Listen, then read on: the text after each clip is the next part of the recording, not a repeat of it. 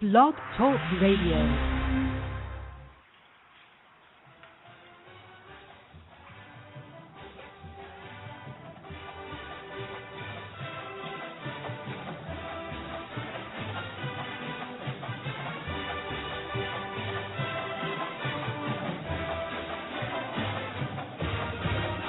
Welcome to Progressive Politics, Tennessee Style.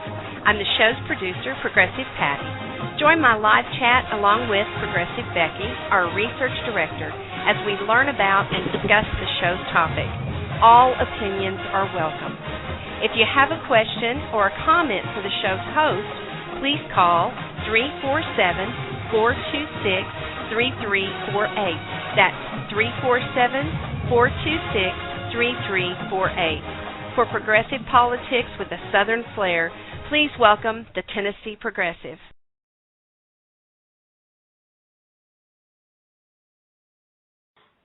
Well, howdy, neighbor. Come on up. Sit on the porch a spell. It's kind of a dreary day, but it's warm outside. It's kind of spring-esque. Matter of fact, we got people starting their spring cleaning around here. We got coffee on the pot, some fresh-made fudge brownies. We're ready for you, so come on up and set a spell and let's chat. Coming to you live from south and slightly left of Nashville, Tennessee, along the Mighty Duck River, I am the Tennessee Progressive. I'm here with Progressive Patty and Progressive Becky and the whole team, and we have a lot to talk about today, so we hope that you'll join us. You can call us at area code 347-426-3348. And we'll take your question or your comment live on the air. You can also join us in our lively chat room. You can find that by looking at the bottom of today's show on our homepage, and join us and give us your comments, and we'll try to respond on the air. We have two rules. Play nice. Remember, you're a guest in someone else's house, and just think of it as being your grandmother's preacher. And come prepared. If you want to offer an opinion, no facts are required. If you want to report something or speak what you believe to be something other than an opinion, you need to be able to back it up. Be prepared. We will be. This show highlights the activities, activists, and activism of the progressive movement in the United States and around the world. We focus and highlight the activist activities and activism of the Southern Progressive United States. We consider that area to be the Commonwealths of Virginia and Kentucky, the states of Missouri, North Carolina, Tennessee, South Carolina, Georgia, Florida, Alabama, Mississippi, Louisiana, Texas, and we include our friends in New Mexico and Arizona. If you're an activist in those areas, if you have a candidate, a candidacy, a campaign, or a cause that you would like to highlight and bring to the air so that our thousands of listeners can get some information on it and perhaps even help, please do so. Give us a call at 347-426-3348. You can also join us at our nation, where we have thousands of members who come together in a community at ppts.nationbuilder.com. While you're there, throw a couple of nickels our way. You can donate on that site as well. We have a blog there, we have a forum there, and we encourage you to come and participate. I think that's all the house cleaning we need to do.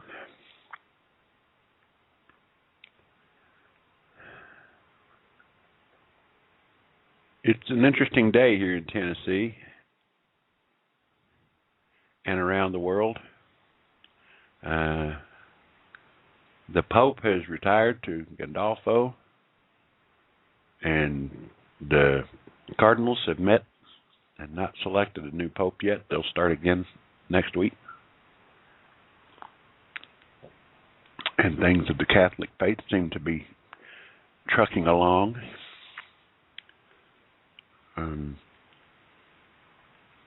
Here in the United States, for those of you in Kentucky, you know that there's a bit of a kerfuffle about in the Commonwealth of Kentucky which spreads into Tennessee. Ashley Judd choosing to run for the Senate against Ditch Mitch McConnell. And it seems that if you're a Democratic woman like Ashley Judd, it's perfectly all right for the Daily Caller to attack you for appearing topless on film. But if you're a Republican like Arnold Schwarzenegger or Scott Brown, it's perfectly acceptable. People are saying she's in. People are saying she's out. She's denying them right now. A report from the Courier-Journal in Louisville says that the 44-year-old actress and social activist has told key advisors and political figures that she is planning to announce her candidacy for the United States Senate this spring, telling one close ally that she plans to announce her run for the Democratic nomination for the 2014 race around Derby, meaning in early May when the Kentucky Derby brings national attention to Louisville and to the Bluegrass State.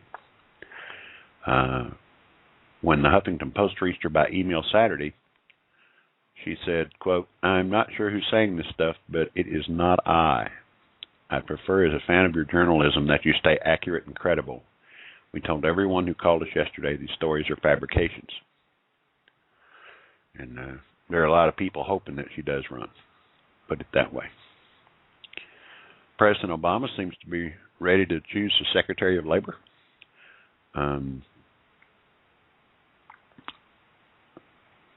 Justice Department official Thomas Perez would be the next Labor Secretary, according to two people familiar with the deliberation process. Perez's nomination to the Labor Department could come as early as Monday. Two people spoke on condition of anonymity because the official announcement has not yet been made. And White House spokesman Matt Larrick declined to comment. Perez, who is 51, has led the nation's Justice Department's Civil Rights Division since 2009. He previously served as Maryland's Labor Secretary.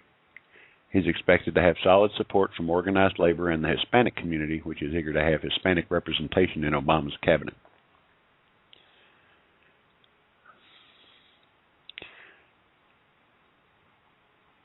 Things going on in Florida.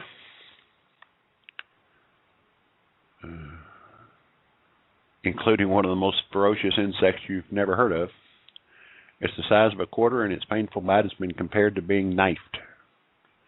And it's looking to invade Florida this coming summer. The Sunshine State, already home to man-eating sinkholes, invading Burmese pythons, swarming sharks, tropical storms, hurricanes, and everything else, is expected to see an explosion of shaggy-haired gallinippers, which is otherwise known as Saurophora ciliata. It's a type of giant mosquito, according to entomologist Phil Kaufman. And we'll be hanging around watching for the locusts to hit.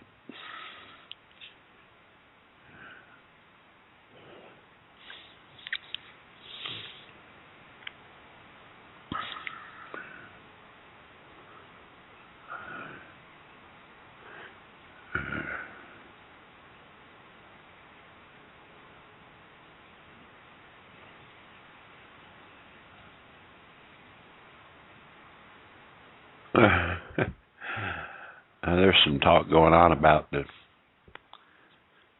dealings with Eric Holder, who claimed that the president had the authority to order a drone strike on an American citizen who is engaged in terrorism on U.S. soil. Whether you're for that or against it, Rand Paul decided to have a real live talking filibuster, not a paper filibuster, in order to block the confirmation of John Brennan. And that got into the Eric Holder statement, which was made. And of course, Mr. Paul doesn't seem to be satisfied with Mr. Attorney General Holder's statement before the committee that said, no, the president would not order a drone strike on an American citizen who is engaged in terrorism on U.S. soil. Of course, Mr. Paul did get the stage for almost 13 hours without a bathroom break. And that was much to the dismay of Senator John McCain. And Then they went on to the next battle.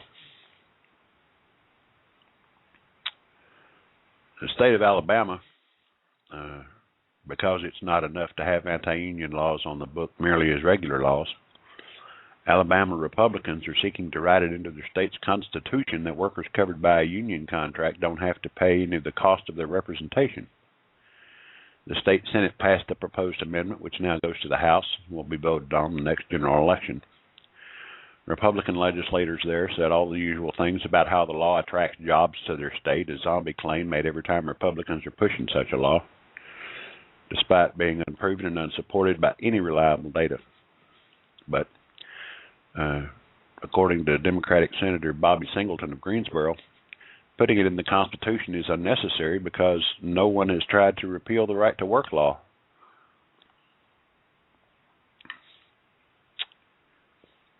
State Senator Gerald Dial, who sponsored the bill, said times change in this legislative body. Dial, who noted he'd been a Democrat and an independent prior to becoming a Republican. Nobody's trying to repeal this law, but I repealed my former party affiliation, therefore somebody might someday try to repeal this law. What good news can be found from that is that it's not like putting a free rider law in the Alabama Constitution makes anyone's life any worse, and while it would make the law a lot harder to repeal in the event that Alabama shifted to being a Democratic state, that's not likely to happen anytime soon. Which brings us to Rich Trumka and the AFL-CIO, who stated this week that the basic system of workplace representation is failing. There has been a unified corporate war against union labor in the last few years that has seen some, for it anyway, rather significant victories. And Mr. Trumka said, quote, "To be blunt, our basic system of workplace representation is failing to meet the needs of America's workers by every critical measure. The numbers give us all the proof we need. Not even 7% of the private workforce in America has the security and stability of a union contract." And, of course, the question is what the union movement can or will do about it. And according to Laura Clausen for the Daily Kos, Trumka's answer Thursday was to both highlight the ways the AFL-CIO has been opening itself up to new and different forms of organizing and reaching out to workers, and to commit to find still more such ways, saying, quote, "The AFL-CIO's door has to be and will be open to any worker or group of workers who want to organize and build power in the workplace." He cited Working America, which has been recruiting members to industry committees. He said they are a way to get closer to unions and to begin to take collective action. He also spoke of the National Day Laborers Organizing Network, the National Domestic Workers Alliance, work centers, and workers who do not neatly fit the legal definition of an employee, such as home care workers, taxi drivers, and independent business people. Each of these, Trumka suggested, is a model that could conceivably succeed at building worker power in the future. And while acknowledging the dire statistics of recent years, he pointed out that such depressing moments have happened before, and that workers who people thought could not be organized have been organized before. There's some talking going on around the sequester regarding the 750,000 to 1 million American workers who were liable to be furloughed, laid off, or unemployed.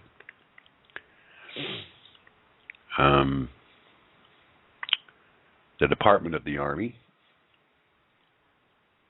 is placing government employees on administrative furlough for a period of 176 non-contiguous hours, equal to 22 8-hour workdays, beginning on April 22nd and last until September 21st, which is the end of the last pay period of the fiscal year. The period equates to 22 weeks. During the furlough days, non-accepted employees will be in non-work, non-pay status. Employees unable to use paid leave of any type on furlough days. But there's no one-size-fits-all solution to this. And for some, personal expenses personnel expenses are such a high proportion of their budget that furloughs are the only way to make the required cuts. Some others are finding ways to make the cuts without furloughs, though not necessarily without job impact. Federal workers could face 7 days of furloughs at the Housing and Urban Development Department, but Homeland Security personnel might see twice that number. At the EPA, workers would get 4-day holiday weekends with a catch. 1 day would be a furlough day. The Social Security Administration says it hopes to avoid furloughs altogether, instead saving money by terminating more than 1,500 temporary and other workers, losing more than 5,000 other positions through attrition. Federal worker unions are working to negotiate furlough scheduling and to urge agencies to find non-furlough cuts to make, but the amount of flexibility varies widely from agency to agency, and some, meanwhile, are waiting to see if the Senate's continuing resolution will extend to other agencies the flexibility the House continuing resolution offers the Defense Department. But as long as big cuts are required, there will be pain, and that's even if Republicans try to hide that. There is one way, an obvious way, to avoid job cuts and pay cuts and education cuts and Meals on Wheel cuts and all the other cuts. Tell Congress it's time to end loopholes for corporations and the wealthy.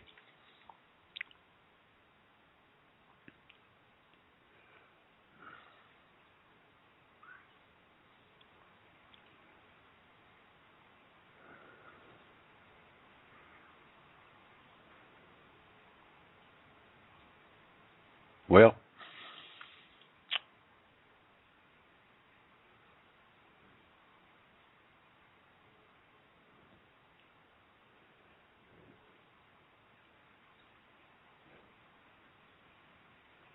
looks like James O'Keefe has come up short.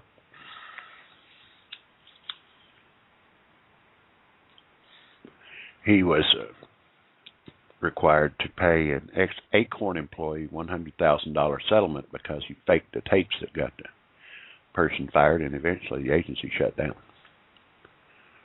That's not exactly a satisfying coda to the last half-decade of conservative frothing about Acorn. Evidently, the group was responsible for everything from Ohio voting patterns to the black helicopters that circle Louis Gohmert's head each night. But at least it's something. James O'Keefe, he of the pimp outfit and heavily edited video clips accusing Acorn employees of everything from tax fraud to assisting an imaginary child prostitution ring, has agreed to settle a lawsuit by one of those employees for the not insubstantial sum of $100,000. And yes, the propaganda peddling Breitbart endorsed man-child actually has $100,000 to give someone, which should knock down that little fleeting feeling you had just on how faking crimes by your political enemies via a bit of tape butchering in the old editing room has finally been proven to be not such a great career path. Turns out it pays great because conservatives are complete suckers. This involves a case of Juan Carlos Vera, who was one of the Acorn employees secretly filmed by O'Keefe and an accomplice as they pretended to ask advice on how best to hide their imaginary child prostitution ring or something.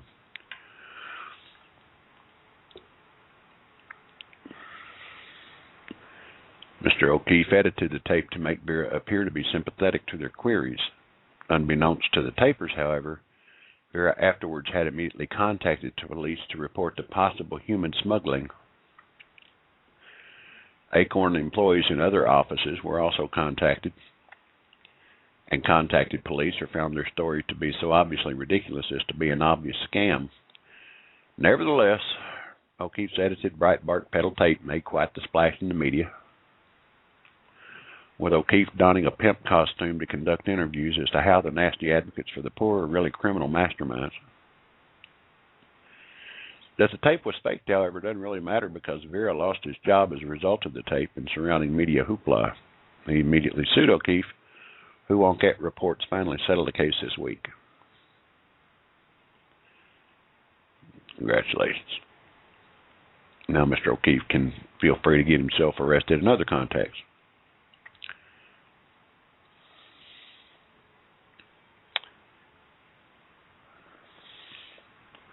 On the eco front,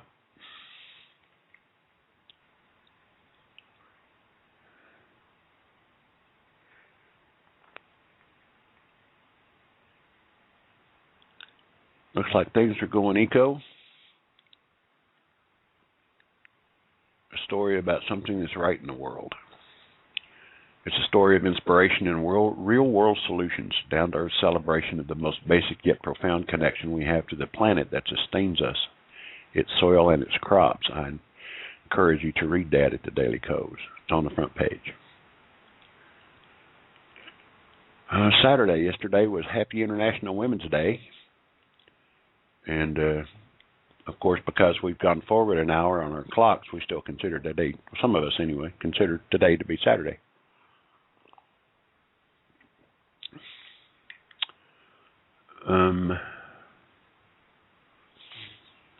Feminist activist Zerlina Maxwell went on the Hannity show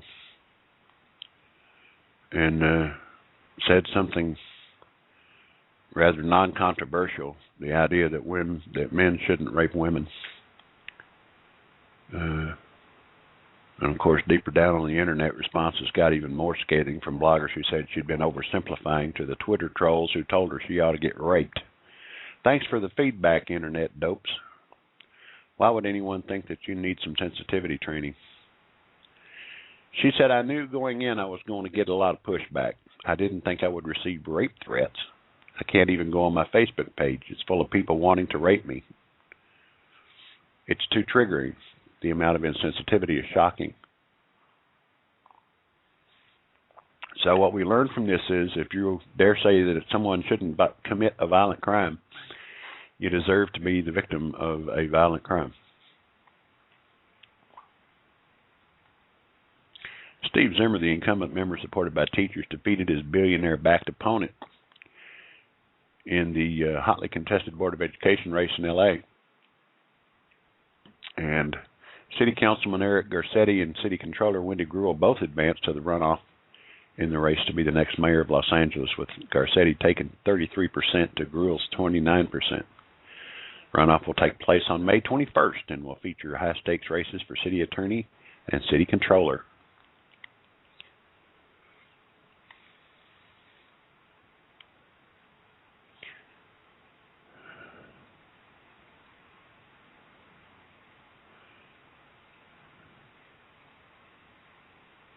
Against Senator Mendez, there have been several serious allegations made, a lot of them in Politico, the online blog. Right. And the Huffington Post reported Friday that the New York Post Josh Margolin and the Star Ledger's Ted Sherman were also approached by operatives with the prostitution allegations last summer and investigated them. Neither Margolin nor Sherman, each veterans of past New Jersey political scandals, found legitimate information that would merit a story. Meanwhile, Bresnahan recently hinted in a February 16th article on the FBI probe of the allegations that Politico may have investigated the claims.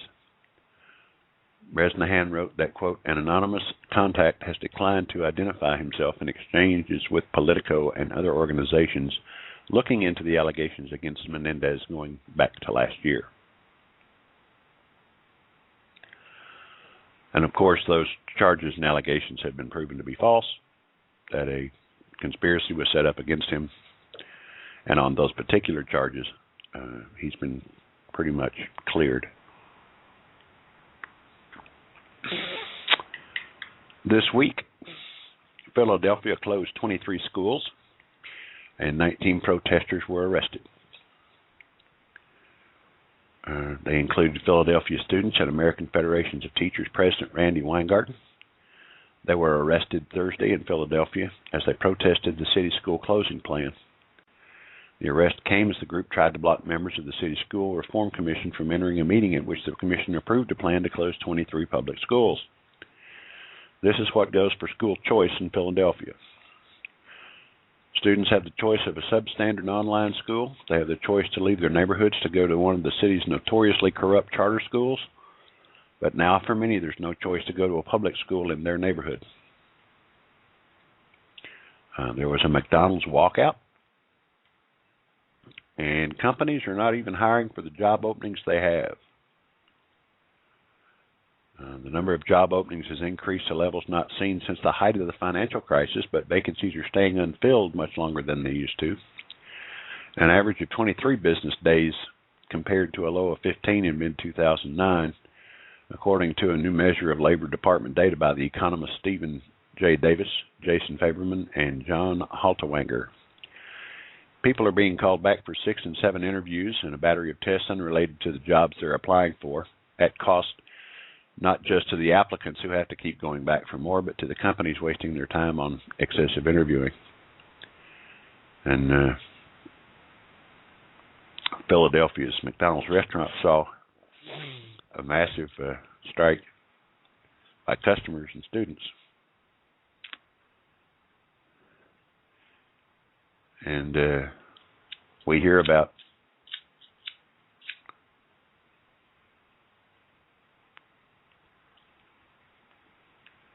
New York City Mayor Michael Bloomberg comparing teachers' unions to the NRA, claiming that the comparison is that they're both organizations where the leadership is far more militant than the members.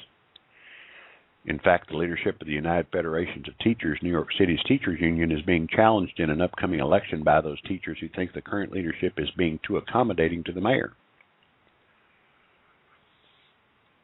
Looks like there's a lot of work going on to privatize Wisconsin's public education system. And Louisiana Governor Bobby Jindal's changes to teacher tenure and evaluations were about as punitive as you could expect, but they were struck down in a court this week. Alabama Republicans used some typically sneaky maneuvers to push through a bill that's sort of a backdoor to vouchers, but a judge granted a temporary restraining order because of the underhanded tactics. There was a lot of money spent by reformers for the education system in the Los Angeles school board race. It didn't work because former teacher Steve Zimmer and Zimmer won anyway. So there was a win for day laborers in Arizona this week and a loss for Arizona Governor Jan Brewer, which, of course, we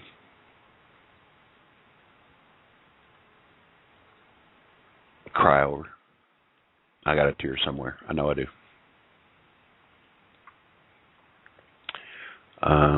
There was an attempt to change the rules under how day laborers were categorized and paid, and the judge decided that wasn't going to happen.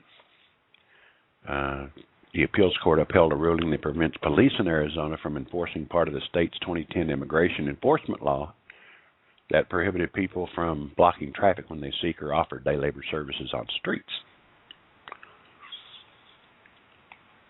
Brewer had asked the appeals court to rescind a February 2012 decision by a court who rejected Brewer's argument that the rules were needed for traffic safety. The governor's lawyer says day laborers congregate on roadsides in large groups, flag down vehicles, and swarm those that stop. Groups that challenge the law argue the day labor rules unconstitutionally restrict the free speech rights of people who want to express their need for work. With today's ruling, Arizona's notorious SB 1070 law has suffered yet another fundamentally unconstitutional determination with a major defeat in the courts. And while Arizona is spinning its wheels in a vain attempt to defend its fundamentally unconstitutional anti-immigration law, the rest of the country has moved on. Legislators coming together across party lines to build a common-sense immigration system that benefits us all. But, of course, that's not going to slow down Governor Brewer. She'll be conferring with her legal counsel regarding the state's next step in the case. Arizona, control your mayor and your governor.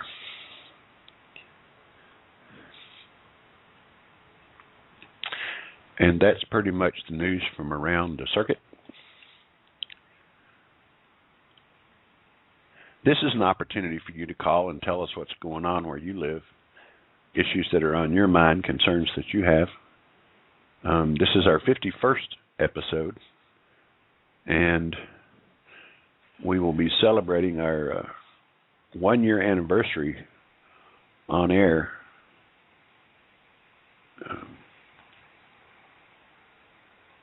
on the 24th, 2 weeks from today.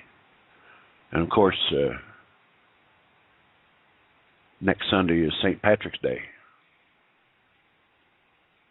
on our 52nd episode. So we wanted you to look forward to those. Spring begins on the 20th. And, of course, daylight savings time went into effect this morning, so I hope you can push your clocks forward 1 hour and let those idiots steal an hour of your time. I hate it when that happens. I try to fight it, and I try real hard to get that hour back. Boy, when it comes back, I sleep all the way through it, too. I mean, I tell you, I fight it hard. The sun's shining. Finally came out, and it's looking like a pretty good day. I've got the windows open. My staff assistants are all curled up, laid in the chair next to me, sleeping. They're not much interested either. And so it's your time. This is a time for you to talk. Join us in our chat room. Call us at area code 347-426-3348 and let us know what's on your mind. Coming to you live from south and slightly left of Nashville, Tennessee, along the Mighty Duck River, this is Progressive Politics, Tennessee Style. We'll be back.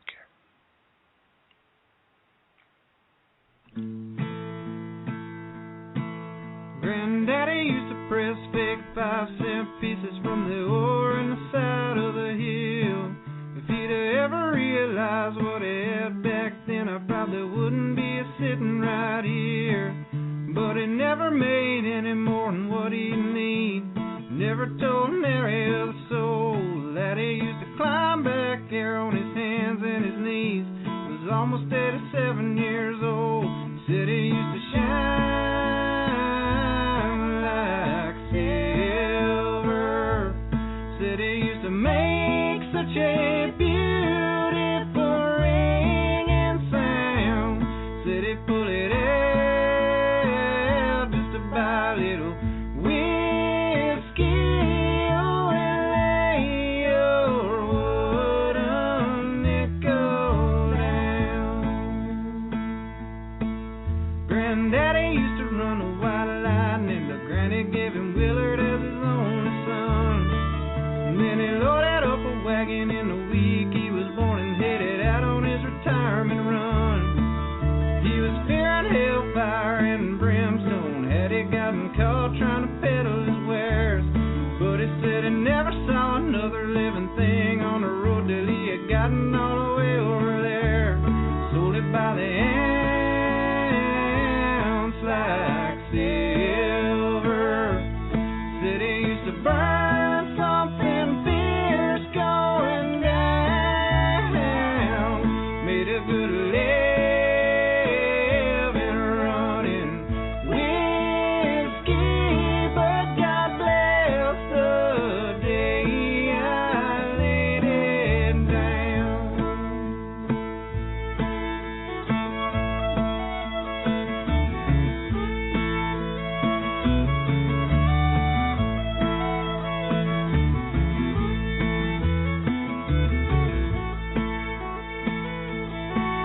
Granddaddy passed away on his birthday, just a couple shy of a century, son. Everybody was a maid just to help him celebrate, and we all cried when he didn't wake up. Mama gave me a black and white picture framed of the man in his funeral clothes. Had to hold 5 or 6 separate services, and everybody in the county must have showed. John, you're gonna shine like silver. Yeah, you're gonna hear such a beautiful grievous sound when you're floating over that Jordan River, and we lay your earthly body down.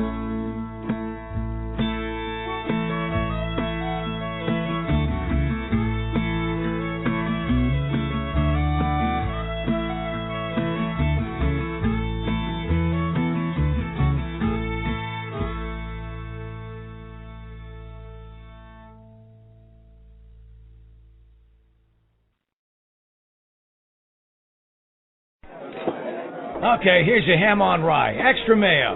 I ordered the turkey on whole wheat with mustard. Messing up your sandwich order is one thing, but messing up your medical care is another. Medical errors are one of the nation's leading causes of death and injury, but you can help avoid errors by being more involved in your health care. Get the fact sheet, 20 Tips to Prevent Medical Errors, by visiting ahrq.gov/consumer. A message from the U.S. Agency for Healthcare Research and Quality.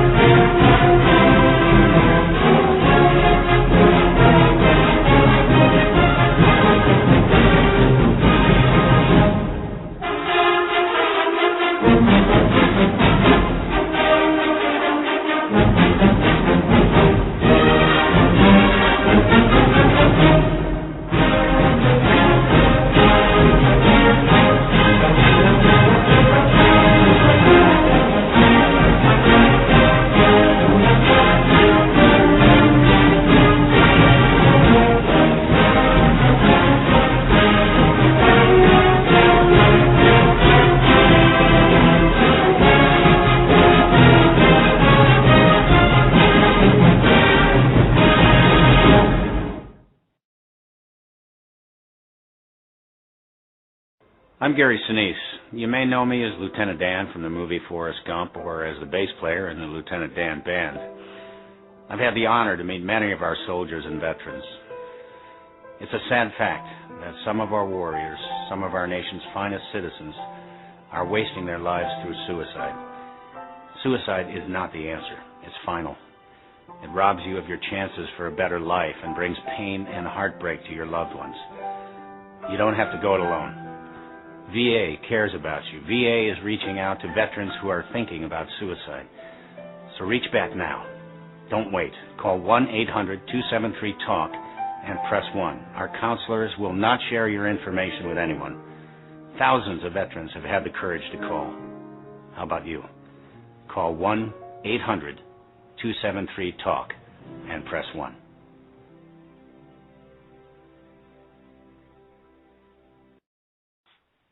Welcome back to Progressive Politics, Tennessee Style, coming to you live from south and slightly left of Nashville, Tennessee, along the Mighty Duck River in Columbia. I am the Tennessee Progressive.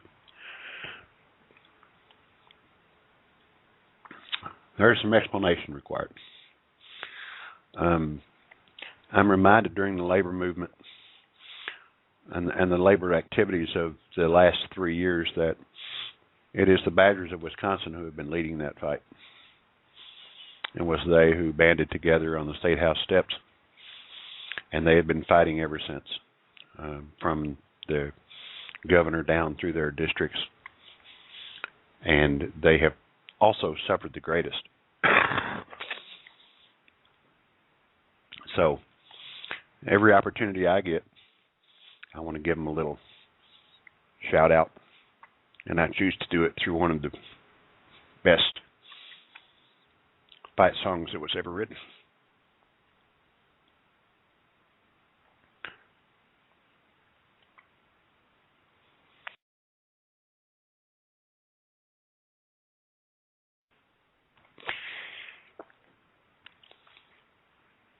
We hear about 750,000 to 1 million workers being laid off or furloughed, agencies closed or cut back in the name of deficit reduction. And I would like to remind the American people, our federal and state legislators, and our president, we do not have a spending problem. We have a jobs problem. We have 37 million Americans who are either unemployed or underemployed. That's before the million that will hit in April or by April. We need jobs in this country. We need people to speak up for that battle. Jobs, not cuts, is what we need in America today. And we need them now.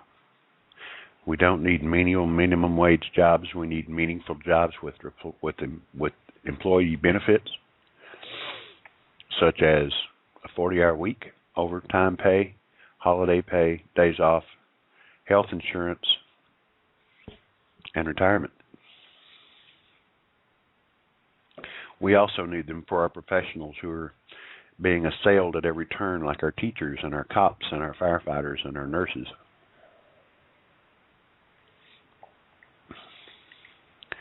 And we need people to stand up and speak out.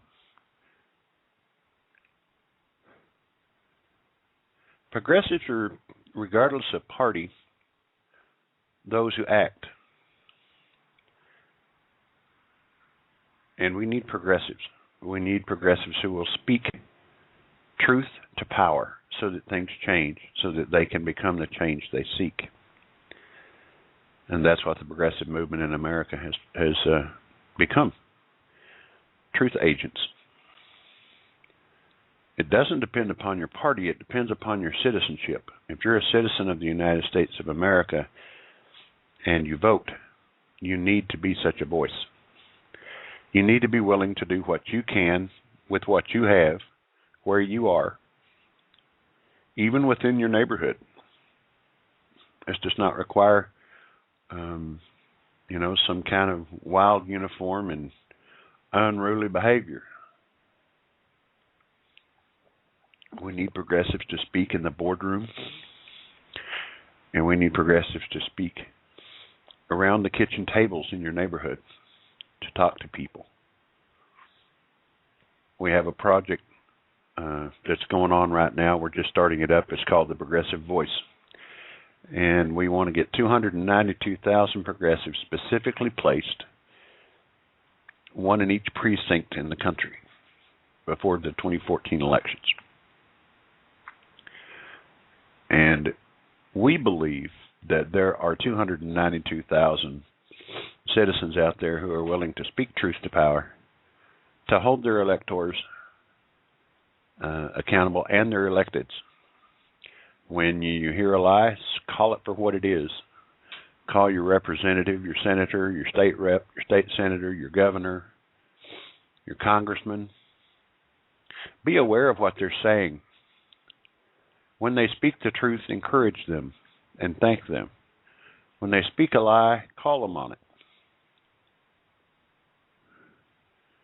The progressive voice is one which says that with 292,000 change makers, we can change the conversation, we can change the results, we can speak truth to power where things really change. That's really what we have. That's the reason I wanted to talk about the Los Angeles school board race. There was a bunch of money spent on that race, bunch of money. And the guy who won it was a progressive. He wasn't outlandish, he wasn't, holding to extreme views, values. He was simply speaking truth to power. And look what happened. It'll happen again and again and again. You don't have to run for a school board, but if you do, we'll help you. What we're looking for are precinct workers or precinct committee people or precinct captains who can join your local Democratic County Party as progressive and work within the party to speak truth to power in the neighborhood where you live, in the precinct where you vote. And there's some steps you can do to do that. And this is probably the last time I'm going to talk about it because it's going to be in print this week. We're going to try and have a website up called The Progressive Voice. And what you need to do tomorrow is call your local election commission. However that's handled by your village, your alder, your ward, your city, your county, call your election commission and find out if you are both registered in and qualified to vote in the next election in the precinct where you live. You may be shocked to find out that you're not. Find out what it is that will require you to be both qualified and registered to vote, and do that. If you need any help, let us know. Once you are registered and qualified to vote, and you know the name or number of the precinct in which you're registered to vote, contact your local county party chair, Democratic Party. Why Democrat? Because we find that Democratic parties tend to be more accepting, affirming, and welcoming of progressive voice than does the Republican or other parties. They're also better organized. They have better training. They also give you better access to the candidacies, to the issues, to the campaigns, to the causes in the communities where you live.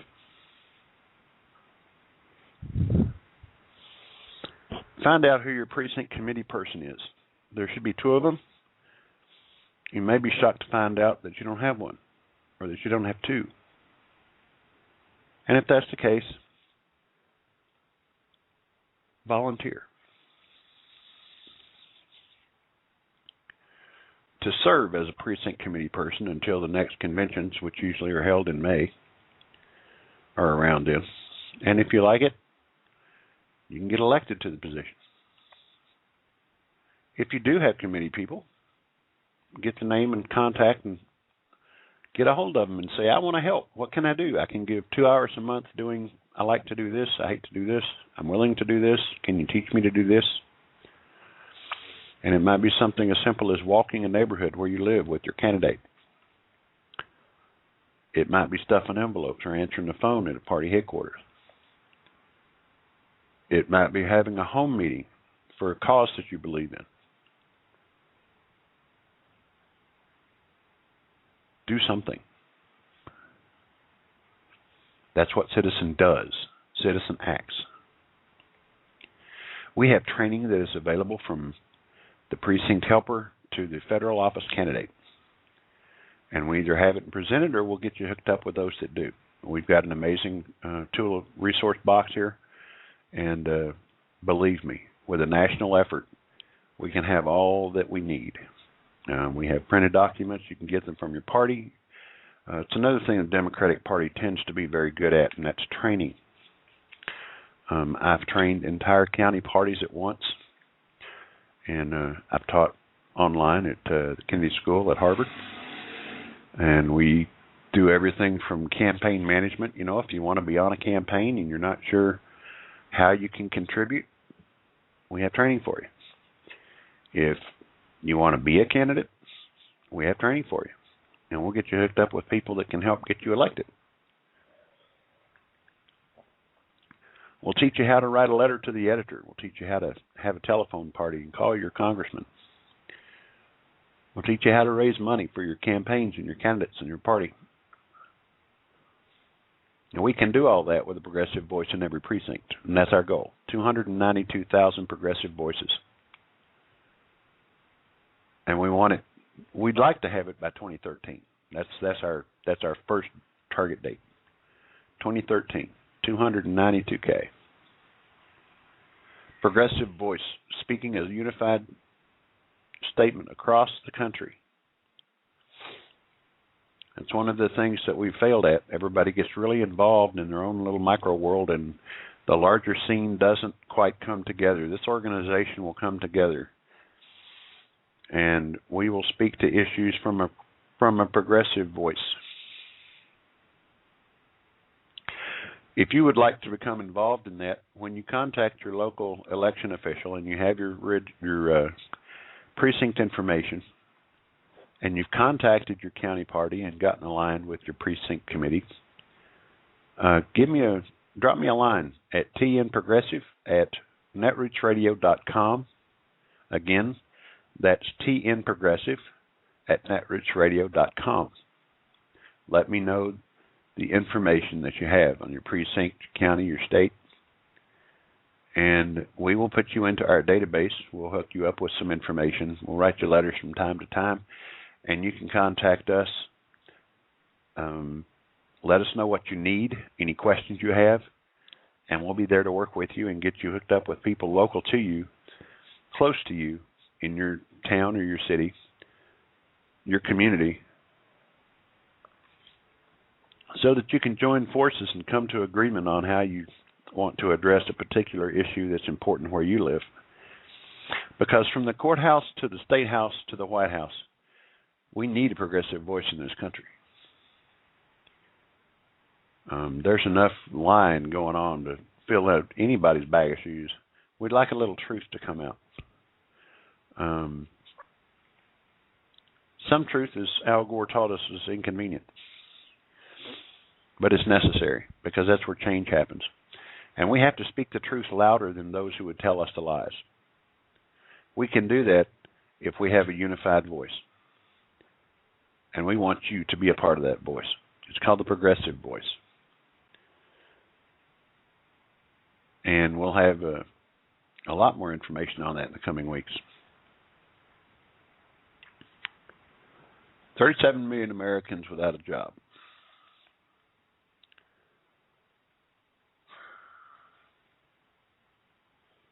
Or who cannot get meaningful employment, who are working more than one job and still can't meet their financial obligations. That's a pretty tough nut to crack. If you can hear my voice, you have an internet connection. It may be at a public library or in a public space like McDonald's or a hospital or even a shelter.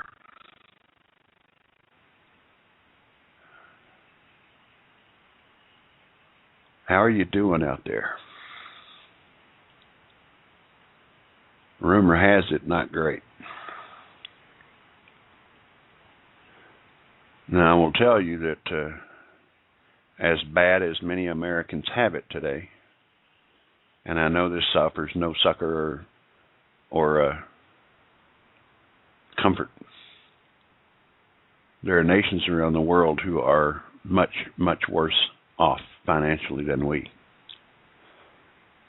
Portugal, Ireland, Germany, Spain,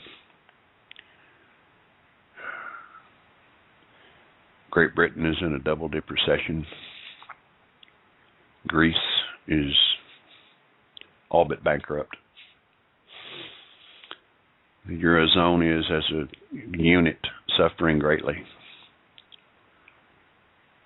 It is my contention that the thieves that caused the economic meltdown of 2007 and 2008 in this country simply picked up their bags and moved to Europe. We feel pretty secure in the fact that we can support that with fact. And it has recently come to light that the British folks have gotten to the point where they're jailing those who have caused their calamity. We highly support, encourage, and endorse such behavior, and we wish that it would happen here in the United States. We have tens of thousands of soldiers coming back to this country after spending 1 or 2 or 3 or 4 or 5 or 6 or 7 or more deployments in a combat zone, or supporting those who did.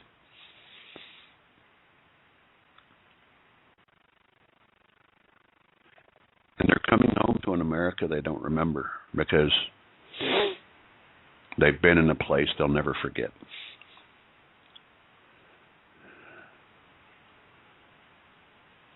And we're not doing a really good job at welcoming them back.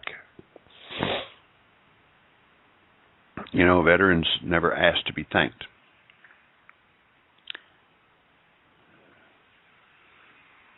And veterans don't see themselves as heroes to anybody for anything.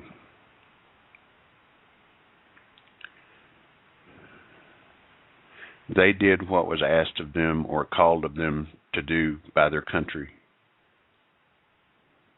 Some of them did it for economic reasons. Some of them did it for educational reasons.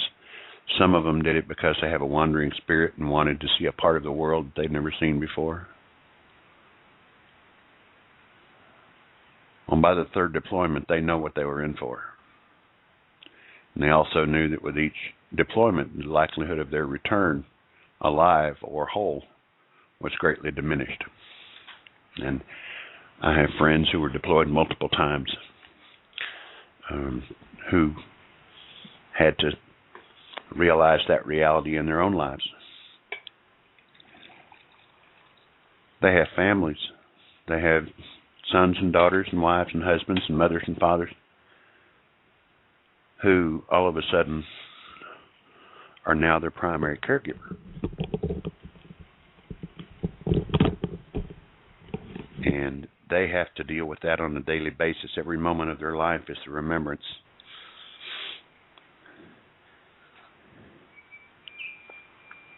That they are not whole. It can be mental challenges. It can be physical challenges. It can be financial or economic challenges. It can be income security or home security or shelter security or food security or health security. These people fight this fight every day. President Obama says, you know, these heroes deserve our all. They do. They don't ask for it. They just want help. And yet when they go for help, they're demeaned or rejected or denied for whatever reasons that, you know, someone else can come up with. A large number of our veterans are not coping well. We're losing one veteran every 80 minutes in this country to suicide.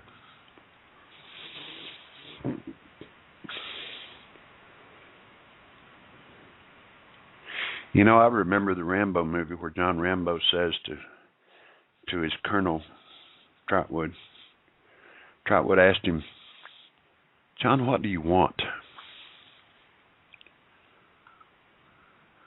And the character says, "I want America to love me as much as I love America." I want our veterans to know that we love them as much as they love their country. I want them to have access to the medical facilities that they need. I want them to be first in line on the employment line. I want them to have no concern about their homes or their children or their families. I want them to have a better shot. I want the veterans to know that because they're veterans, they are different. But they are different in a much better way than many of them are led to believe. And I don't think it's too much to ask that they not have the kind of concerns that they're having to face coming back from a combat zone. I really don't. I don't think that having the opportunity to participate in a tuition program at a school that's still going to cost you more than you'll ever be able to repay is reasonable. I believe those who have served our country honorably should be afforded an education at the cost of the people. Because what we have asked of them and what they have left on the battlefield is more than we can ever repay. If they have a medical need, I want them to be first in line to receive it.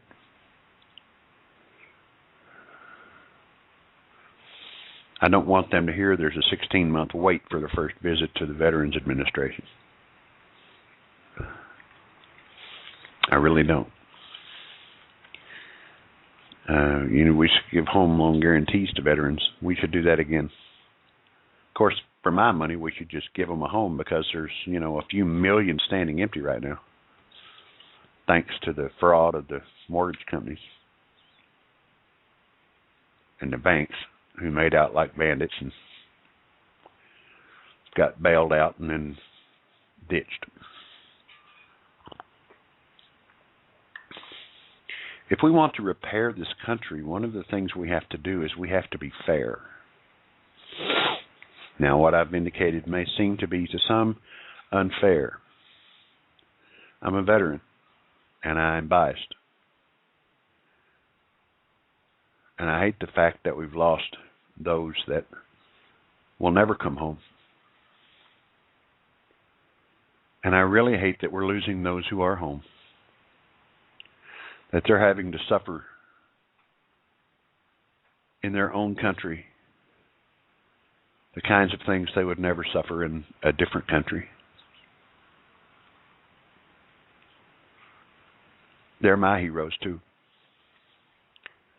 Call us at 347-426-3348 and let us know what you think about that. We have millions of Americans living in cars.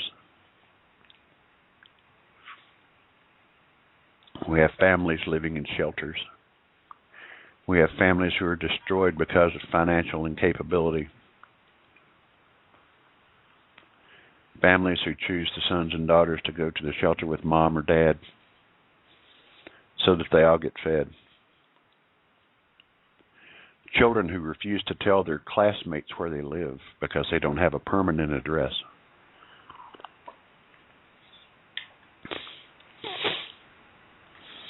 How can this be when the Dow's going to historic? Well, it has been established that those who make the money off the stock market are part of the 0.1%.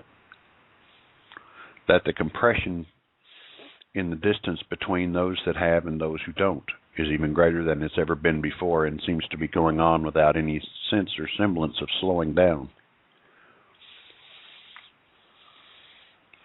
Incomes for corporate executives have gone up 345%, while wages for the workers have gone down 6%. There are too many shuttered factories in this country. Meanwhile, corporate executives are hiding their tax funds for their corporations in Zug, Switzerland, and Luxembourg, and the Grand Caymans. They're traitors. They have chosen to foist upon the American people the untrue lie that the purpose of business is to increase profit to the bottom line for the shareholders. That was a lie straight from the pits of hell the day it first started, and it's been going ever since. That's not true. That's not what the purpose of business is. No business, not an independent business, not a private practice, not a corporation that hires people. That's not the reason they exist.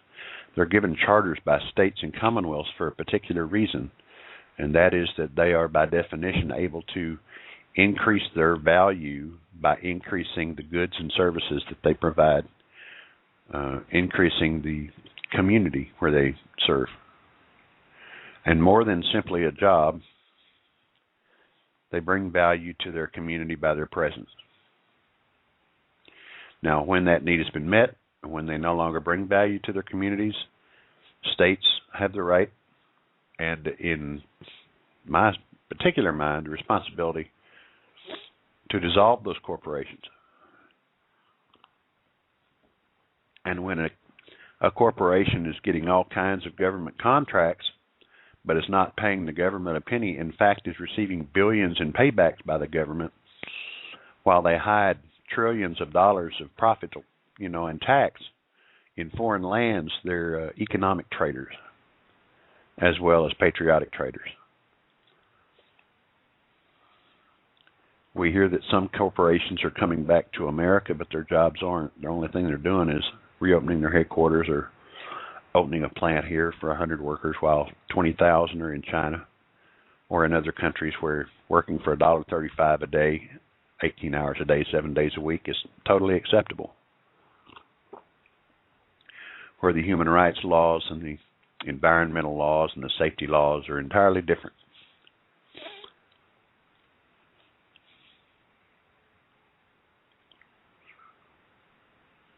This is America. This is the home of ingenuity. Or it was. We live in a different society. We live in a different economy. We live in a different world than we did 20, 40 years ago. But we have it within our power to recreate the innovative state that America has always been. We cannot do that by denying our children the right to public education. It's that simple. The reason public education began to exist was because we could unify the things that our children learned instead of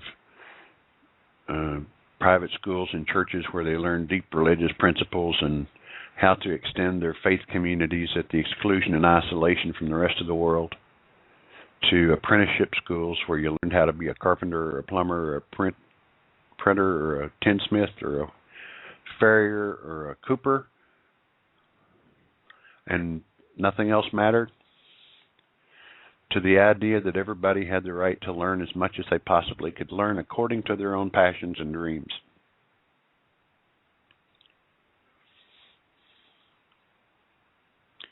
And there are those in America who believe that that should be charged away to the vision of the for-profit private charter school that does not find regulation or quality requirements. Unfortunately, it is the case that in the vast majority of cases, charter schools are providing an education which is far below minimum public education standards. Yet they're charging more than a year's salary with no accountability. The only accountability is when parents come together in these organizations that say, we want to take over our schools because we don't like what's being taught here. What horse garbage is that?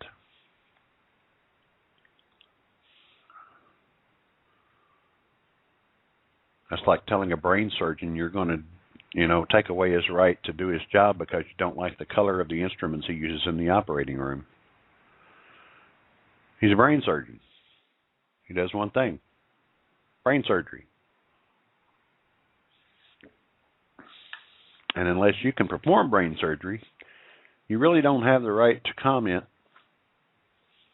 on his work, unless, of course, he injures you. But what happens if he does? Well, there are laws in place that says that he has to be held accountable too. So you go into a public classroom and you observe a teacher teaching, and you think, well, that's weird. Well, of course it's weird. You're not a teacher. You don't know what it is you're observing. As the first rule of knowledge says, you don't know what you don't know. Yet you expect entire communities to overturn themselves in their own common sense because you don't know what you don't know. It's going on entirely too much in this country, and we need to stop it.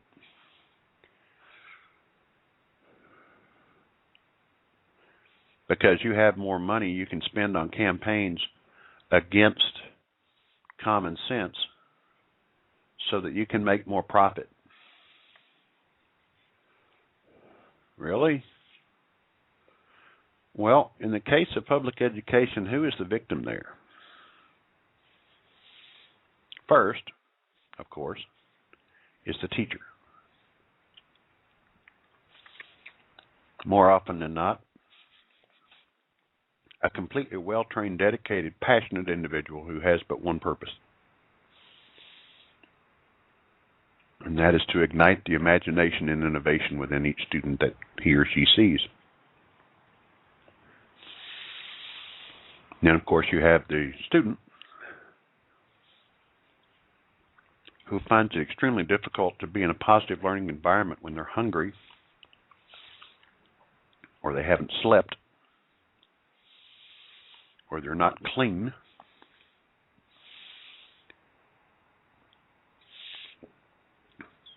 who faces all those challenges before they walk into the classroom where they may find 30 or more of their classmates.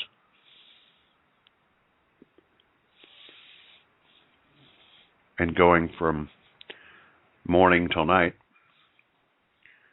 in classes that they can't understand because they don't get the personal time that they need because the class sizes are so large.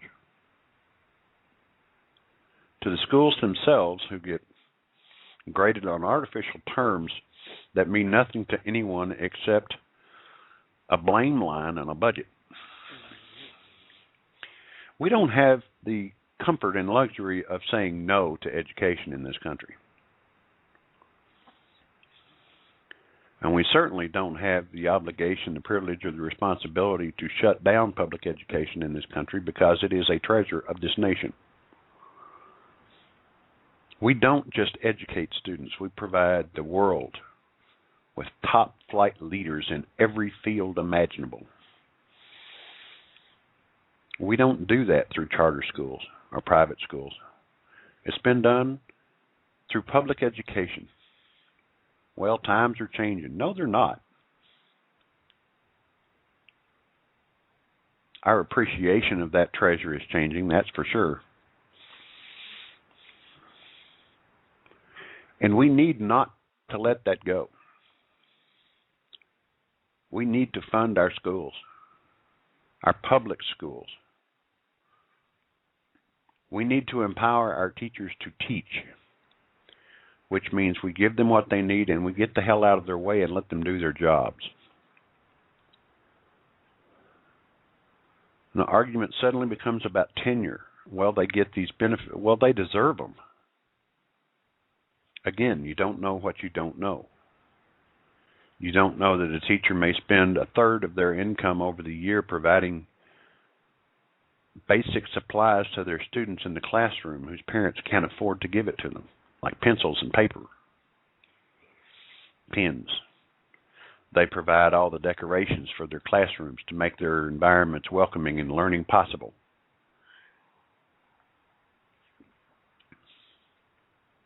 You know, I worked once in a place that I call the Dream Factory.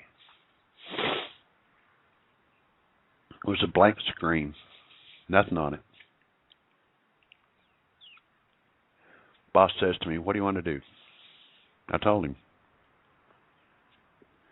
He said, "Great. What do you need?" And I never had a need that he didn't fill.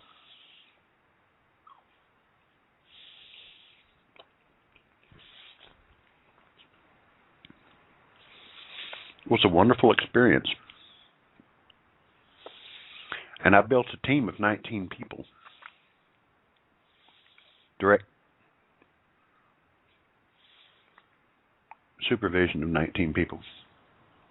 And each one of them I said, "What do you want to do? What do you need?" They got what they needed and they did the impossible. And as a team, we collectively did something worldwide possible. Never been done before.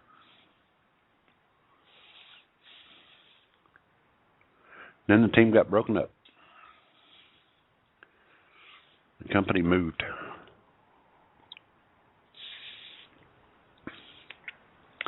And more than anything else, the lost opportunity was terrible,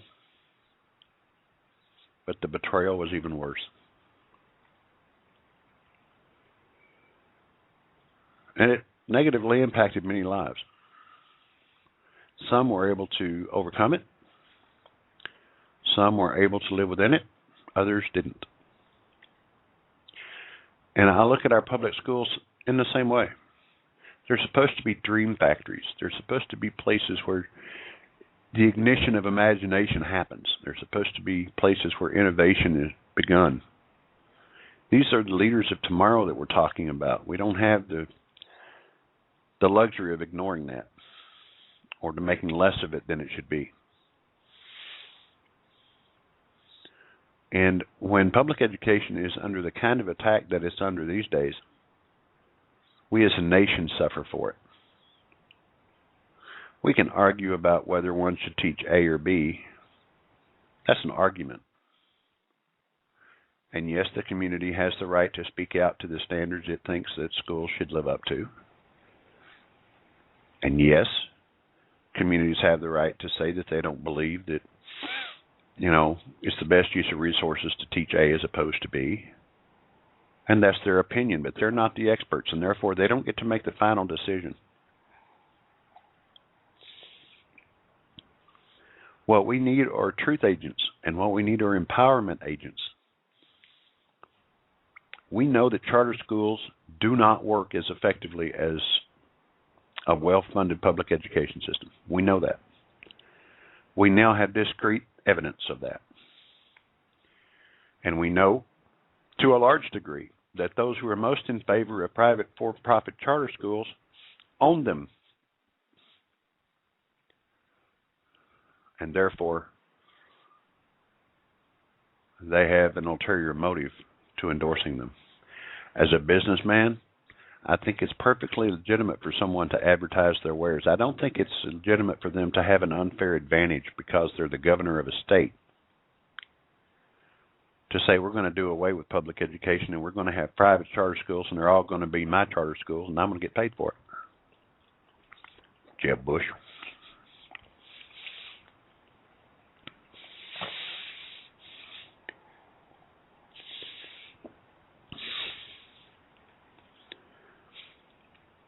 Where are these innovators? Why are they so willing to let our children down? Because they work in an environment that's a slave environment. That's why. There's no impetus for them to be the creators themselves, the Imagineers themselves. They're held under an unnecessary burden. Like our postal workers.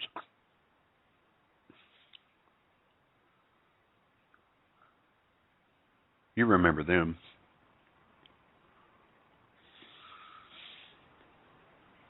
Who, because of a completely manufactured, bogus, artificial burden, are not allowed to do their jobs, or to receive their benefits, or to have the victory of their toiled labor. Now, if you don't think that it's labor to be a postal worker, walk a route for a week. I dare you. Sort mail for a week.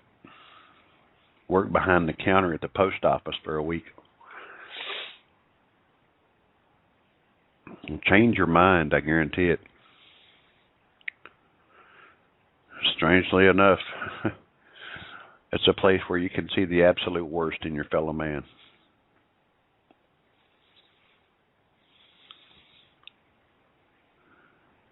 These are all situations, the worker, the vet, the postal worker, the coal miner. They all have issues. Every industry has issues. We want our minds to be safe. We want green energy. We want to maintain safety within our planet so that we're not drinking toxic water. Our children are not getting illness from airborne disease. That when we get up in the morning, we know we have a job that matters. That we have respect within our community as people.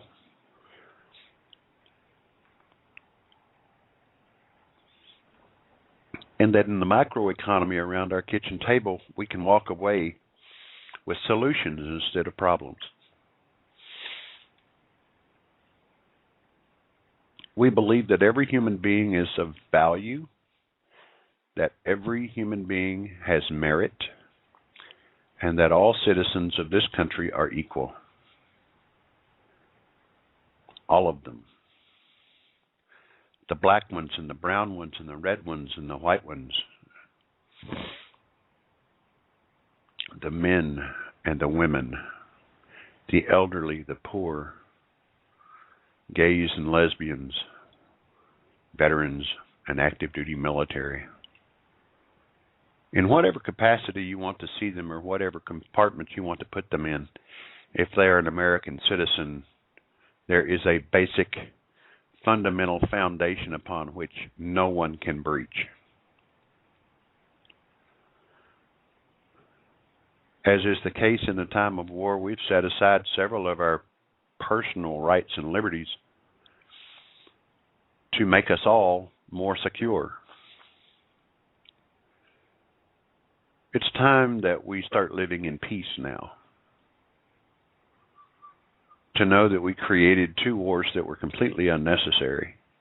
In fact, were the brainchild of a maniac who even before his election had planned it, costing us dearly in lives and treasure. We have a president who is bringing us out of those situations. We have to now deal with the aftermath, and we have to deal with those who cannot help themselves. We owe them that.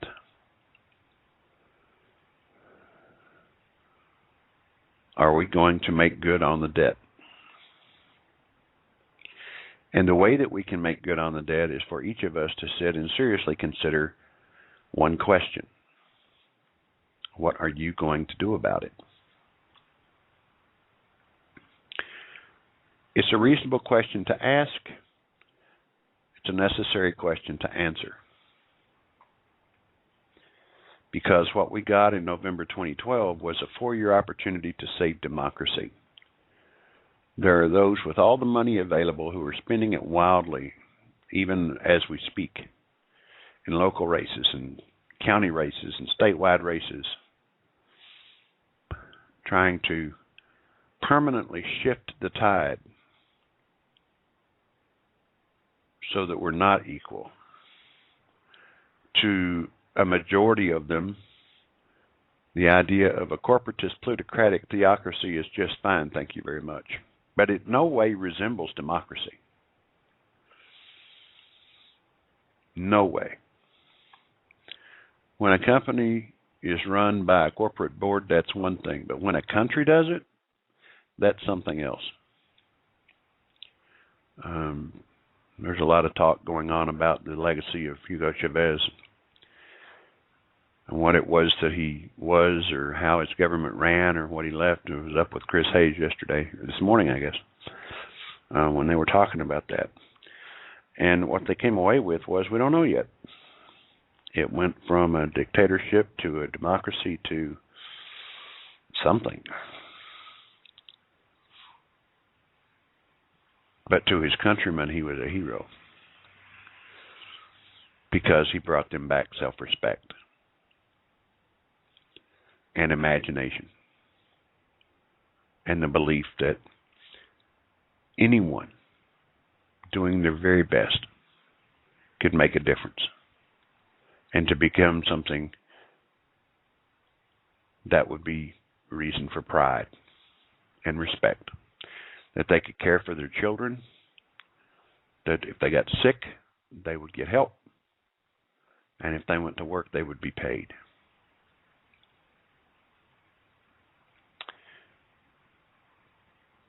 Nationalized the oil industry in his country, which was a big deal. Brought his country out of bankruptcy, and fed the proceeds to his citizens. There are those that would say that wasn't such a bad deal. A convoluted man, a difficult man to understand, and a difficult government to analyze. But it's important to analyze that because it's something that we started many years ago. And it was something that we started in such a fashion that revolution was required, and Hugo Chavez was the answer. And it was his job to undo what we had begun. And he did. He left his nation off better than he found it. I would say in the mark of a national leader, that's not an entirely bad accomplishment. The cost? A lot of the cost was paid by those who were profiteering off the nation and the poverty of their people. Is that really where we want to go as a nation in the United States?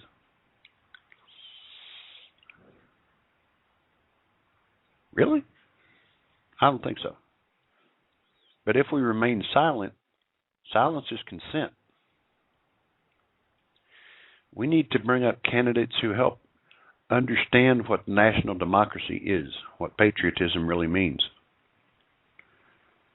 To understand that there's a necessary balance between the corporate and the private worlds, and that communities are made up of not only companies but of people.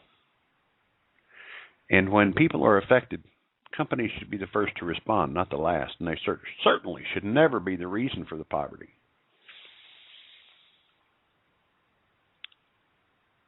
If you want to know what it's like living in something other than a democracy, talk to someone from Michigan. See how it's going for them.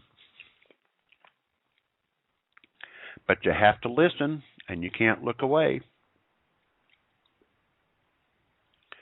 because they'll tell you stories you will not believe.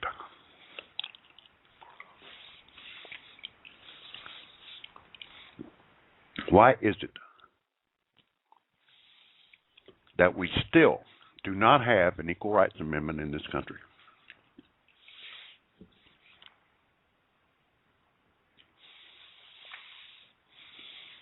I would love for someone to tell me that. We need 3 states to ratify the amendment, and it's on the Constitution.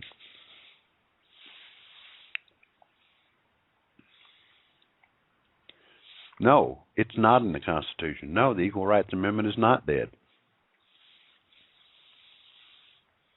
You know, this year, or next year, the women's rights movement will be 90 years old.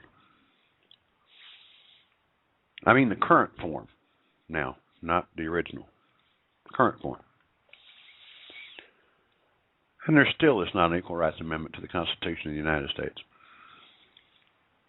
Why is that? What is it that makes us believe that it is in our best national interest to realize different classes of citizenship, or to limit the citizenship of one because of their gender?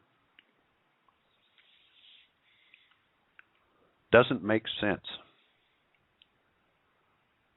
Unless, of course, you look at the laws that are so specifically targeted toward women right now as it is, each one of which would be immediately unconstitutional if there was an Equal Rights Amendment.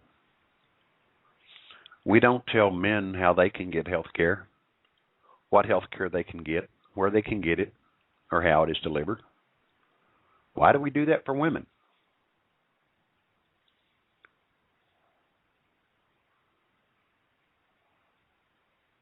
The right, and more specifically the conservative evangelical right, would tell you that it's a matter of belief. Well, okay, keep it in the church.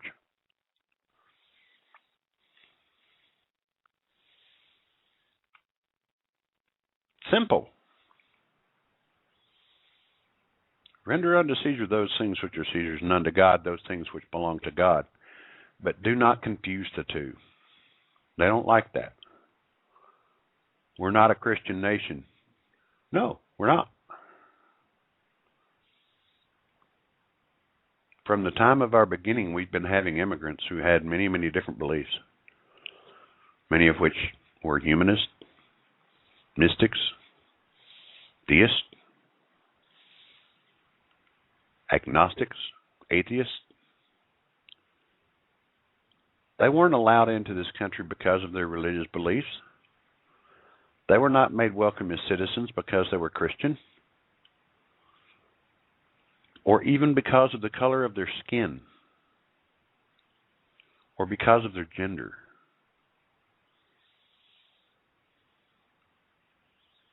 And we empowered them to be more than they could be.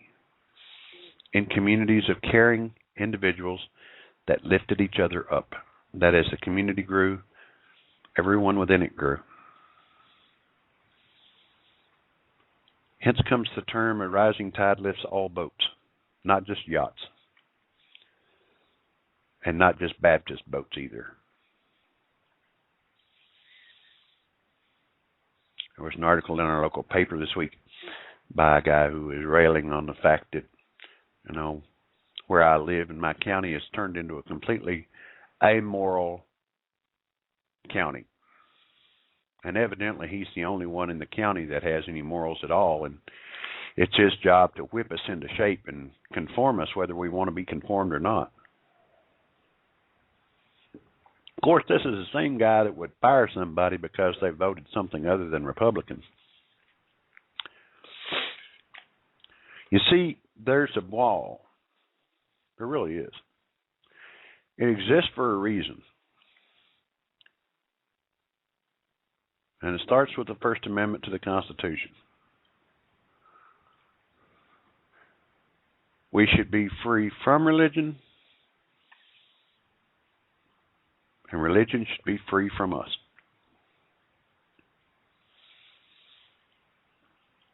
That we would choose to have faith is permitted in this country. To tell us what we will believe is not. There is no state religion in the United States.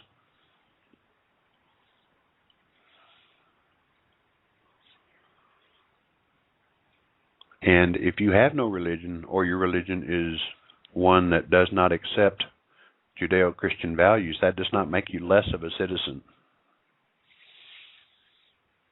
It means that you bring a variety and diversity to your community that your community inevitably needs and should welcome, but most don't.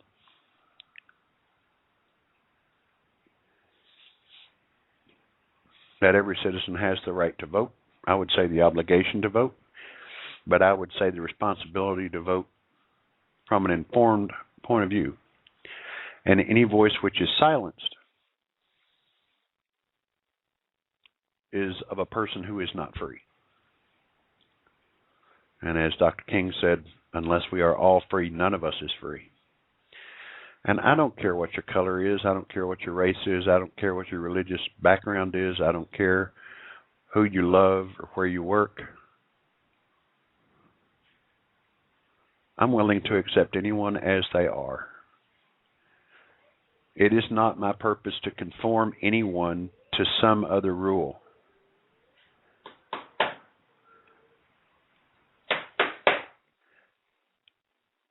It is not the case that we can determine what is valued and what is not simply by looking at a person or at a student.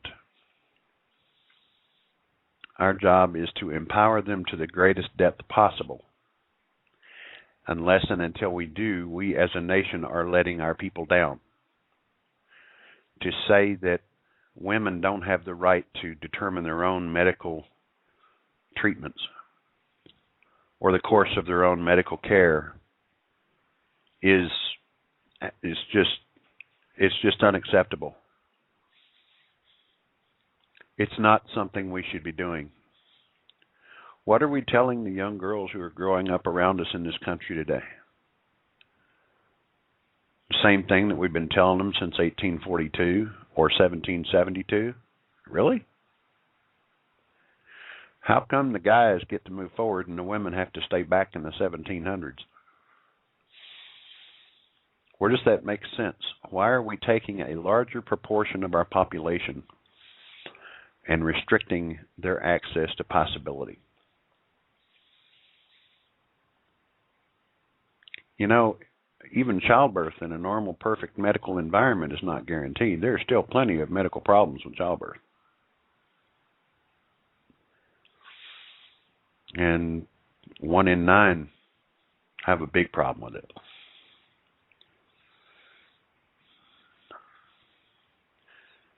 And no, it doesn't have anything to do with what they believe.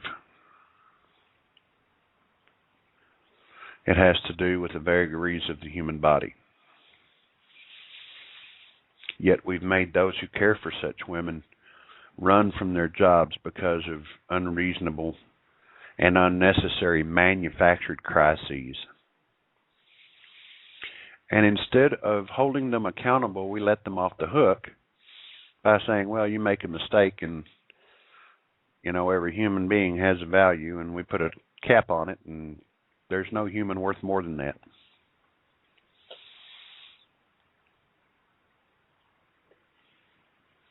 And it's true that many of my conservative evangelical friends love the human when it's in the body, but the second it escapes, well, forget it. No care for you, no help for you, no education for you, no food for you, and no support for you. It's necessary for us to remember that life is valued equally, regardless of your sex, regardless of your gender, regardless of your national origin, your sexual orientation, your political stripe. Because you are alive, you have value. Now, the value you have is determined in large part by what you provide, what you bring back to the community. And if the community is what is holding you back, then that's a problem. And that's a problem we're having in this country, in virtually every community. We don't talk to one another. We fear one another. And we have people who have better weapons than the cops. That needs to change. It is not our obligation as citizens to hoard weapons. And you will not convince me otherwise. We need more cops. That's true. We had them for a while. They got cut quick. You don't need more than 3-round clip to shoot anything. Should you have the right to have it? No. Because we're not talking about cottage cheese here. Or cars or boats. Or knives. Or mental health. We're talking about the access to weapons. You have a right to defend yourself in your home. I don't think you need a 10-round automatic 50 caliber shotgun to do that. Personally speaking, I don't think a 30-round clip makes the deer any greater a target. Unless, of course, you like the field dress via lead. And I know about wolves and varmints. A 3-round clip should do it.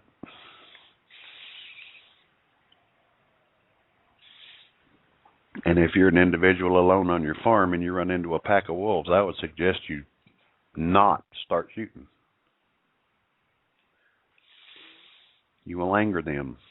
Wolves are carnivores. They will eat you. Nature is still nature. And you don't have to overcome nature. We don't have to undo what nature does. Nature does what nature does a whole lot better than we ever could. It is the truth that we coexist on this planet with many different environments, of which ours is the least populous. We need to understand that.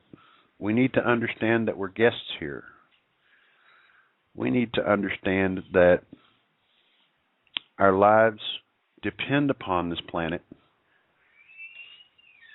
because that's how we exist here. And if we continue to destroy our benefactor, we will have destroyed ourselves. It is simply the case that we are not doing as we should.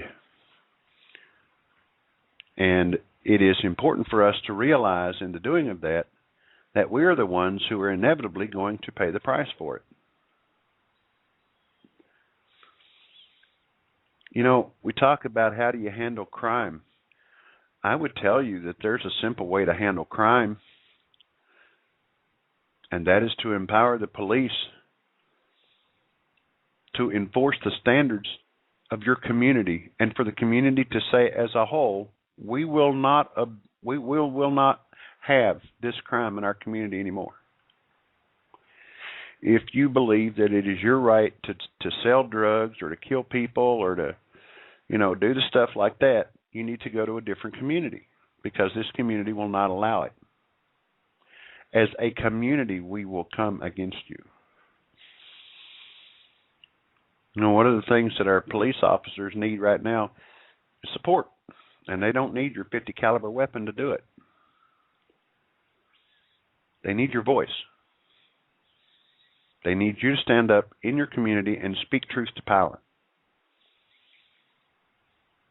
We will have a funded public education program. We will have medical care available. We will have a police force that is empowered to keep the standards we set.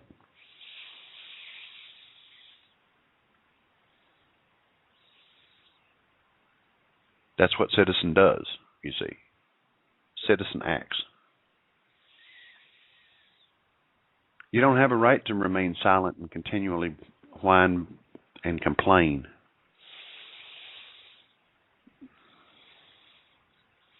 You don't. You have an obligation to stand up and speak up, step out, and be an active participant where you are, just where you are.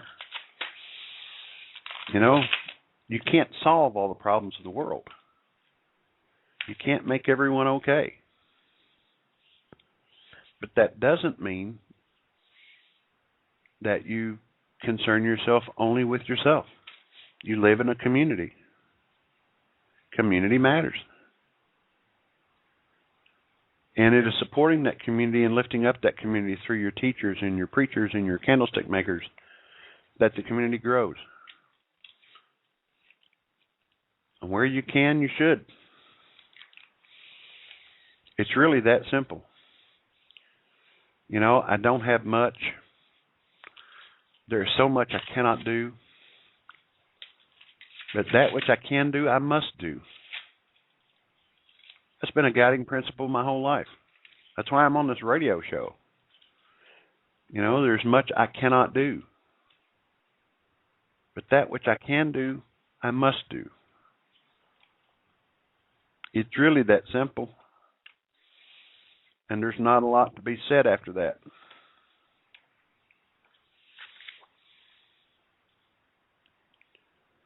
When we step out as community members, we establish the standards of a community. We start under our roofs. God knows parents are dealing with kids, as parents have been dealing with kids since there were caves.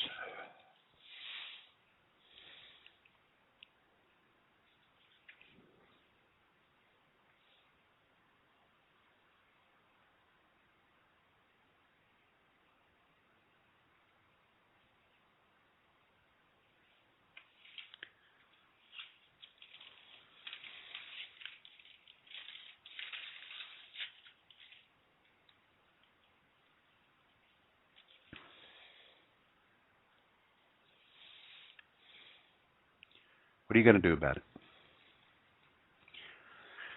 The challenges before us are greater than they've been in a very long time.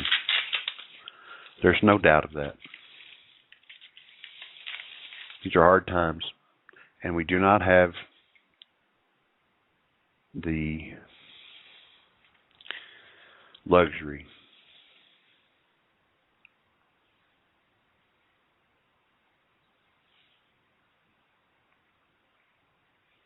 we just don't, of standing idly by and watching it pass us. Because the one thing we know for sure is that is exactly what it will do.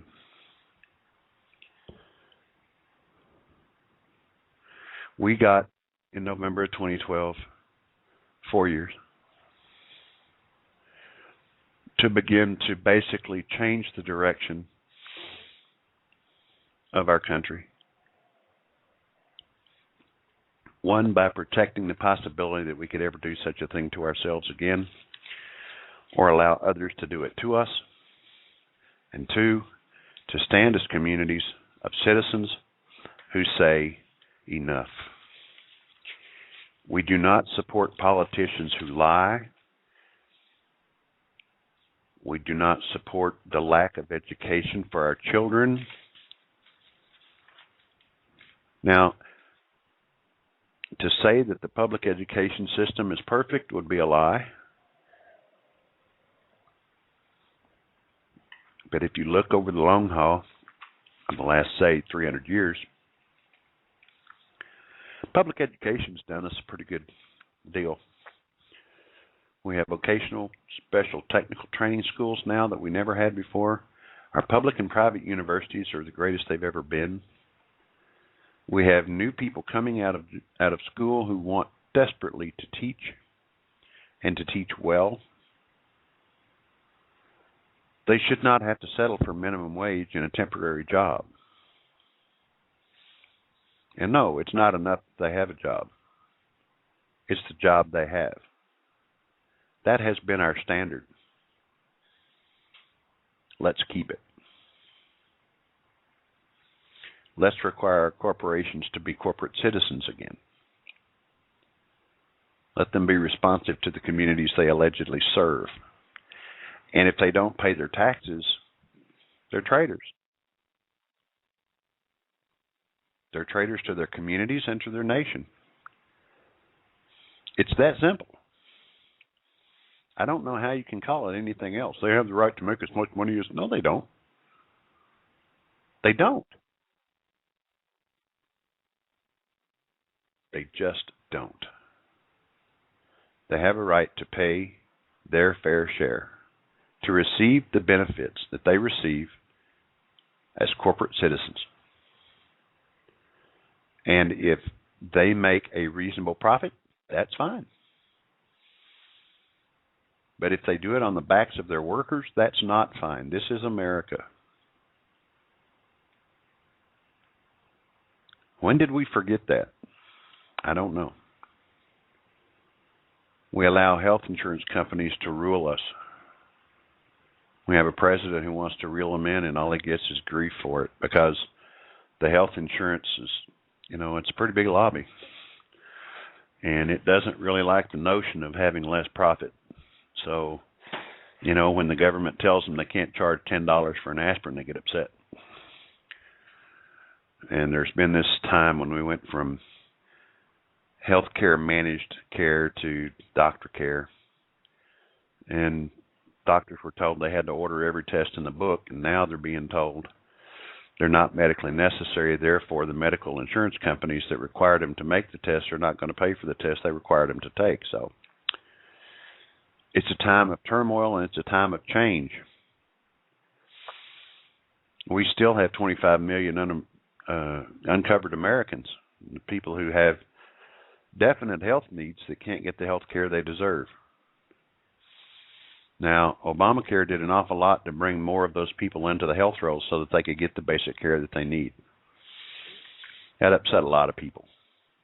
I don't know why. Because of the lies that were spun about it during the whole process, that's why. But they said, okay, it's your obligation, citizen, to know what the truth is. This has nothing to do with party affiliation. This has to do with the survival of our country. And the survival of our country has always been and is now dependent upon our citizens. The way our country is operated, whether we be a democracy or a corporatist plutocratic theocracy, is entirely in our hands. Let's make sure that's where it stays. Let's not give an unreasonable advantage to those who would take from us because it doesn't make sense. Let's not incorporate the notion that there are classes in this country of worthy and unworthy and less worthy and more worthy. As much as you talk to me about your religious convictions, I would love to hear you talk to me about your citizenship convictions.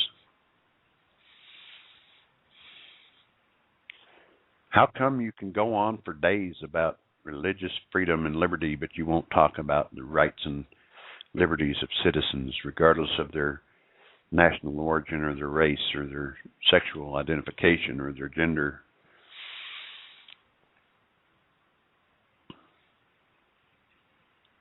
You don't sell me when you speak so much about the moral ripping of the fabric of our country, and you fail to mention that your country is being sold to the highest bidder, and because you're one of those, you think it should be allowed. There's duplicity in your lies.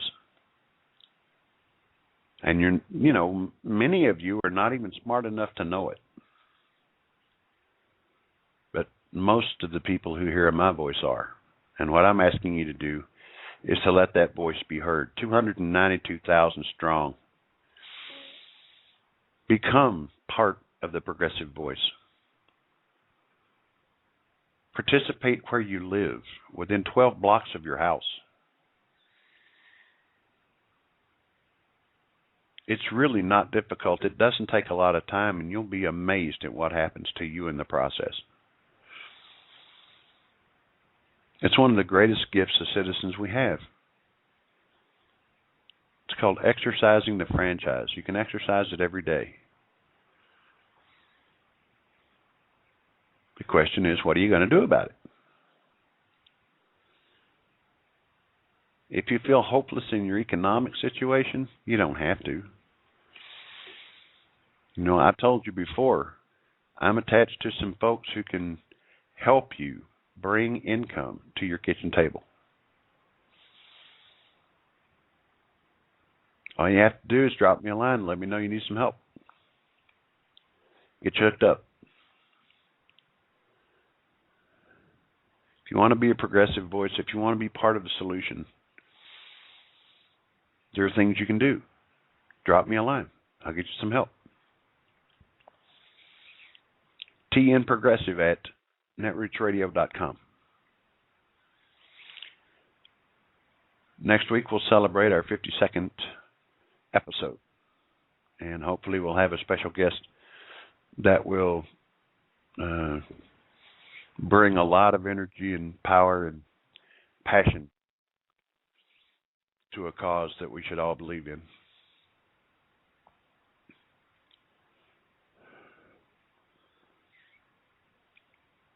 I'd like to hear from you.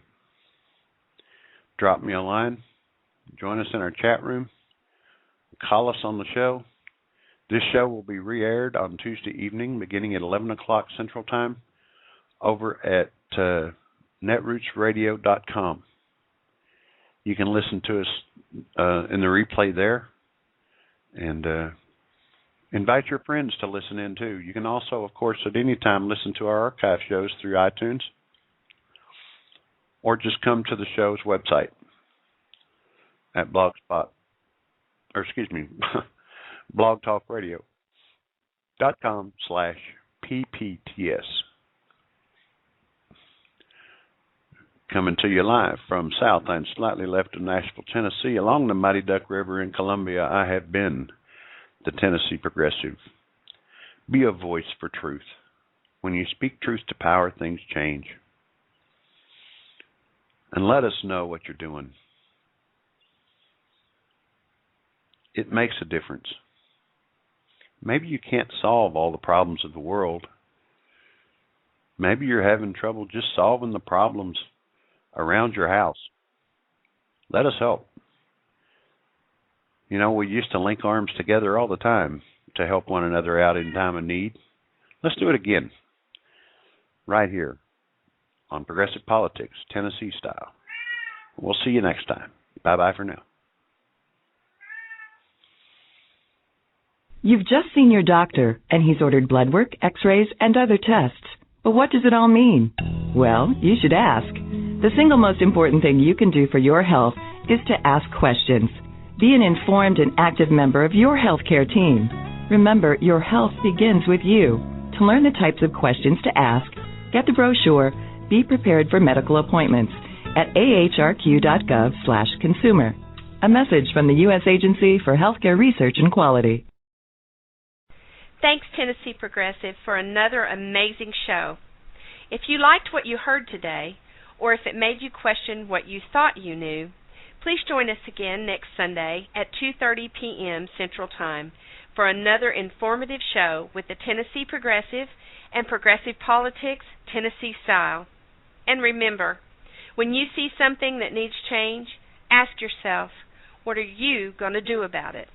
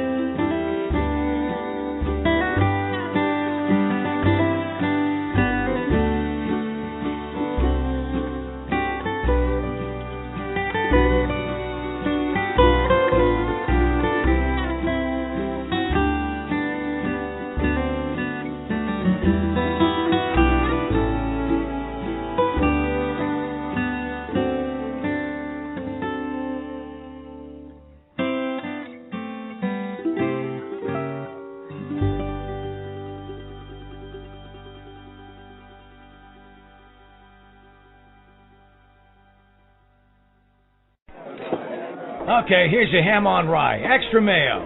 I ordered the turkey on whole wheat with mustard. Messing up your sandwich order is one thing, but messing up your medical care is another. Medical errors are one of the nation's leading causes of death and injury, but you can help avoid errors by being more involved in your health care. Get the fact sheet, 20 Tips to Prevent Medical Errors, by visiting ahrq.gov/consumer. A message from the U.S. Agency for Healthcare Research and Quality.